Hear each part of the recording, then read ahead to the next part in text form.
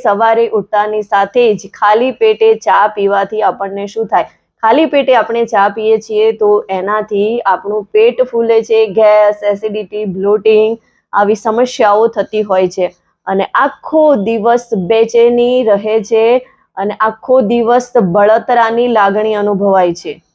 સવારમાં ખાલી પેટે ચા પીવાથી આપણી પાચન શક્તિ મંદ થાય છે. પાચનના જે રસો હોય છે, પાચક રસો, એ પણ ધીરે ધીરે નબળા પડી જાય છે અને એના કારણે આપણી ડાયજેશન સિસ્ટમ ખોરવાતી જાય છે, ખાવાનું પૂરતું પચતું નથી, ભૂખ ઓછી થઈ જાય છે અને ચા પીવાથી આપણને ઘણીવાર ખાટા ઓડકાર આવે છે.